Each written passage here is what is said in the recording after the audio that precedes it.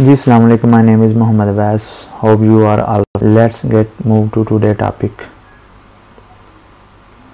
जी तो आज का टॉपिक है how to create LLC in Florida, जो कि यूएसए का स्टेट है। कि फ्लोरिडा में हम एलएलसी कैसे क्रिएट करते हैं, फर्दर हम इस वीडियो में मुकम्मल तौर पर डिस्कस करेंगे और हम एक एलएलसी क्रिएशन करके भी देखेंगे कि यूएसए में हम कैसे एलएलसी क्रिएशन कर सकते हैं।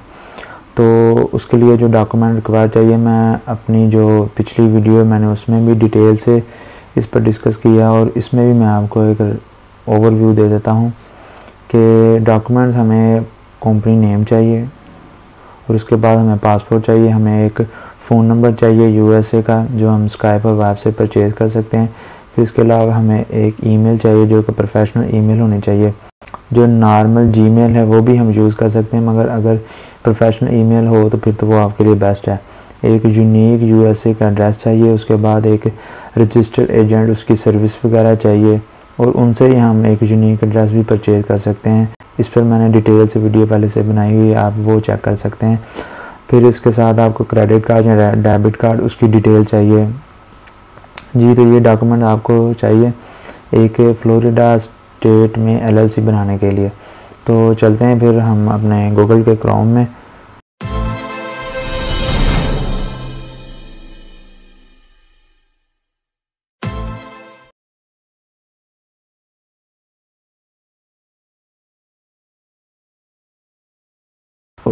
कि किस तरह हम फ्लोरिडा में एलएलसी क्रिएशन करते हैं। तो इधर मैं जाता हूँ। अब हम फ्लोरिडा में अब एलएलसी सनबीज वेबसाइट जो कि उधर के स्टेट की ऑफिशियल वेबसाइट है, उसके ज़रिए हम उधर एलएलसी क्रिएशन करेंगे। इधर मैं लिखूँगा सनबीज, इसे सर्च करेंगे। ये तो सर्च करने के बाद फिर हम इधर नीचे आएंगे, ये डिवीज़न ऑफ कॉर्पोरेशन जो ये सनबीज की वेबसाइट है myflorida.com, इसके ऊपर हम क्लिक करेंगे। इधर ज़रा नेट स्लो आ रहा है। जी तो वेबसाइट ओपन होने के बाद ये स्टार्ट अ बिजनेस, इसके ऊपर हम एरो का निशान लेकर आएंगे। फिर इसके बाद ये देखें स्टार्ट ई फाइलिंग। ई फाइलिंग में ये लिमिटेड लायबिलिटी कंपनी है, इसके ऊपर हम क्लिक करेंगे। क्लिक करने के बाद फाइल या correct Florida LLC article of organization, इसके ऊपर हम क्लिक करेंगे।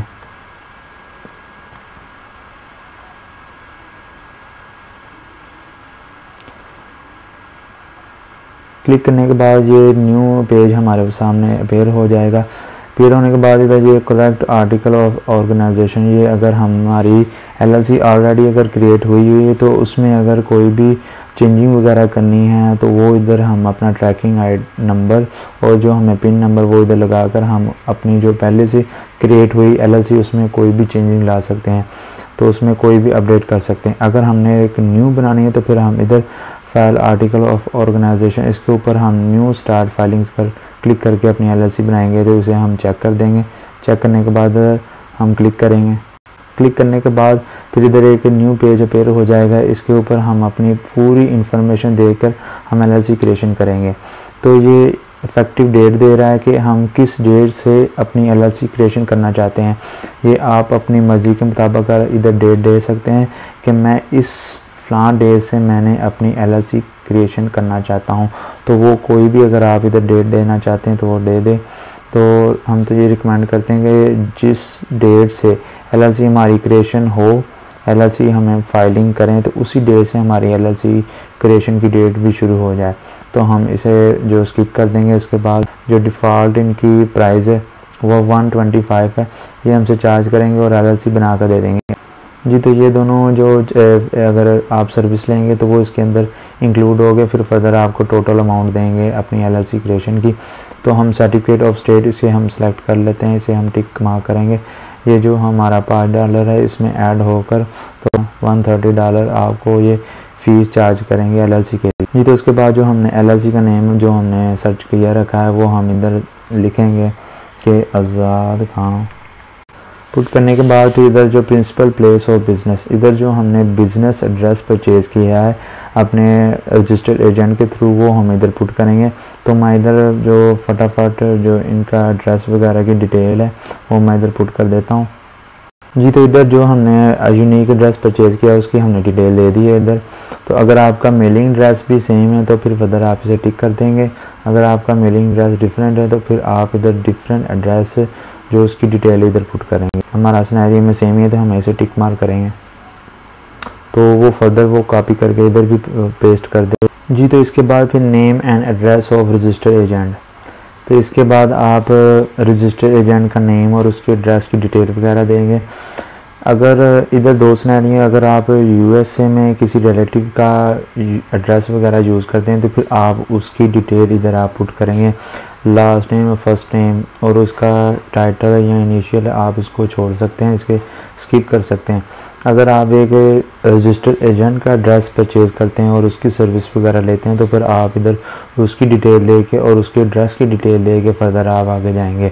तो हमारे सिनेरियो में यही है कि हम एक रजिस्टर्ड एजेंट की सर्विस वगैरह लेके और उनसे ही यूनिक एड्रेस परचेज़ करते हैं, तो इधर हम उसकी डिटेल लगाएंगे। तो मैं इधर क्विकली सारी डिटेल पुट कर देता हूँ। जी तो इधर मैंने उसकी सारी डिटेल पुट कर दी है और इधर याद रखने वाली बात यह है कि इधर पीओ बॉक्स नॉट एक्सेप्टेबल, इधर पीओ बॉक्स का एड्रेस जो उसका है वो इधर एक्सेप्टेबल नहीं होगा। और आप जो अपने एंटिटी का नेम है वो आप इधर कभी नहीं करेंगे पुट, इधर आप डिफरेंट नेम पुट करेंगे जो कि रजिस्टर्ड एजेंट का नेम होगा। उसके अलावा आप उसका एक डिजिटल इधर सिग्नेचर करेंगे तो वो हम इधर पुट कर देते हैं। सिग्नेचर पुट करने के बाद एनी अदर प्रोविज़न इसको आप स्किप कर दें, इसकी हमें कोई ज़रूरत नहीं हमारे सिनेरियो में। उसके बाद फिर इधर correspondence name and email address, तो इधर आप अपनी जो मुकम्मल डिटेल है वो इधर आप पुट करेंगे।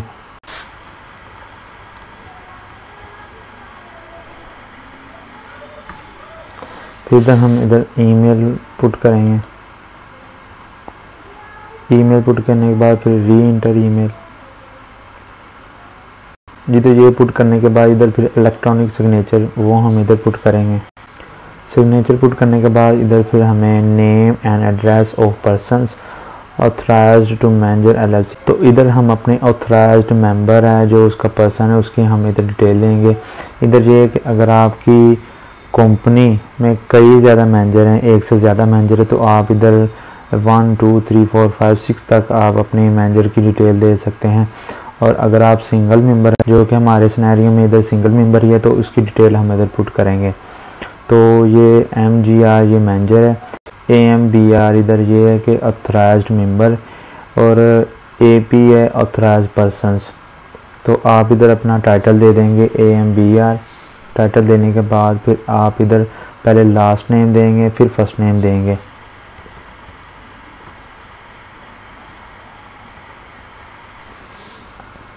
देने के बाद आप इधर अगर टाइटल वगैरह देना चाहते हैं तो दे दें, अगर आप स्किप करना चाहते हैं तो कर दें, कोई इतना मसला नहीं है इसका।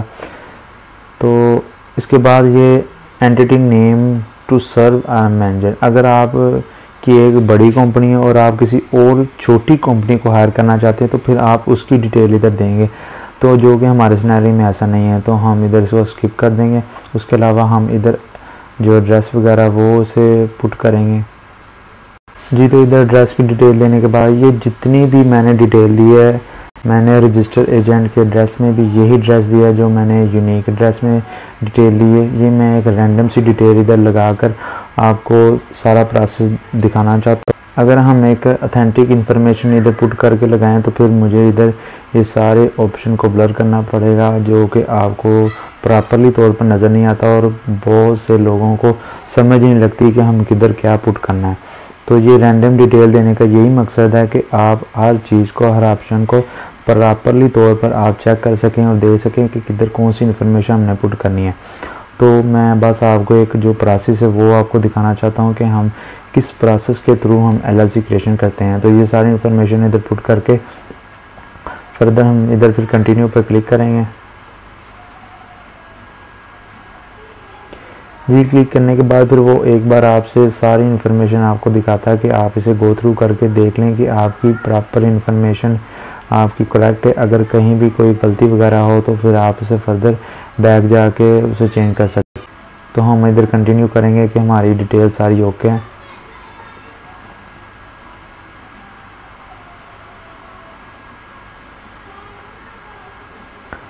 जी। तो कंटिन्यू करने के बाद फिर इधर वो आपको डॉक्यूमेंट ट्रैकिंग आईडी देता है। ये आपको जो ईमेल आपने उधर लगाई है उसके ऊपर भी आ सकती है और आप इधर भी इसे महफूज कर सकते हैं। जैसे आप कॉपी करके किसी भी फाइल में आप इसे सेव कर सकते हैं और आपको ईमेल के थ्रू भी ये सारी इंफॉर्मेशन आ जाती है।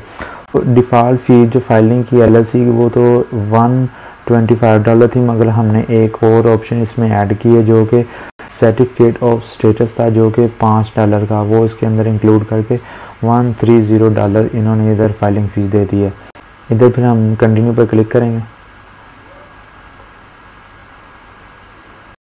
कंटिन्यू क्लिक करने के बाद इधर फिर आप अपने जो क्रेडिट कार्ड डेबिट कार्ड की डिटेल वगैरह देंगे। इधर तो इन्होंने क्रेडिट कार्ड दिया है, मगर आप डेबिट कार्ड भी इसे यूज़ कर सकते हैं। तो इसके ऊपर हम क्लिक करेंगे। क्लिक करने के बाद तो इधर हमें न्यू पेज अपीयर हो चुका है, जो कि ये देखें फ्लोरिडा स्टेट के डिपार्टमेंट का ये एक ओरिजिनल पेज है। ये इनकी ऑफिशियल वेबसाइट के थ्रू हमने LLC क्रिएशन की है। तो इधर आप क्रेडिट कार्ड की मुकम्मल डिटेल वगैरह दे के ज़िप कोड ईमेल वगैरह, तो इधर आप फिर नेक्स्ट पर करेंगे तो फिर $130 आपके कार्ड से डिडक्ट करके फिर आपको USA में फ्लोरिडा में LLC क्रिएशन की इंफॉर्मेशन आपको ईमेल के थ्रू आपको दे देंगे। आपकी जो LLC की रजिस्ट्रेशन है वो कंप्लीट हो चुकी है, वो सबमिट हो चुकी है और ये आपको 8 to 14 डेज़ के अंदर अंदर ये आपको LLC क्रिएशन करके आपको ईमेल के ज़रिए और रजिस्टर्ड एजेंट के एड्रेस में जो आपका डैशबोर्ड है उसके अंदर भी ये सारी इंफॉर्मेशन उधर भी आ जाती है। क्योंकि आपने वो एड्रेस इधर पुट किया तो आपके उस एड्रेस में मुकम्मल डॉक्यूमेंट्स और हर चीज़ उधर उसके डैशबोर्ड में फर्दर जैसे जैसे आप उस एड्रेस को यूज़ करते हैं उसके अंदर वो डिटेल वगैरह आती रहती है। तो ईमेल के ज़रिए भी आपको ये जो स्टेट की तरफ से रजिस्ट्रेशन आपकी LLC की वो भी आपको आ जाएगी। और ये बिज़नेस डे है, 8 to 14 ये बिज़नेस डे है। इस बिज़नेस डे में आपको जो LLC क्रिएशन करके देते हैं और तो ज़्यादातर Q4 में जो टाइम है इसका ऊपर नीचे हो जाता है। ये आपने परेशान नहीं होना कि हमारे 20 दिन हो गए हैं तो हमारे पास जो LLC क्रिएशन की नोटिफिकेशन है जो वो अभी तक हमें नहीं आई। ये थोड़ा बहुत टाइम ऊपर नीचे हो जाता है, मगर ओवरऑल 8 to 14 डेज़ के अंदर अंदर ये आपको क्रिएशन करके आपके ईमेल पर भी और आपके रजिस्टर्ड एजेंट के एड्रेस के डैशबोर्ड में भी आपको वो डॉक्यूमेंट प्रोवाइड कर देते हैं। तो जैसे फ्लोरिडा स्टेट से LLC क्रिएशन की मेल वगैरह आती है तो फिर उस डिटेल को यूज़ करते हुए LLC की डिटेल को यूज़ करते हुए फर्दर फिर हम EIN के लिए अप्लाई करेंगे। तो वो उसके लिए हम LLC एक वीडियो बना लेंगे। तो तब तक के लिए इतना ही। उम्मीद है कि आपको ये वीडियो पसंद आई होगी। टेक केयर, अल्लाह हाफिज़।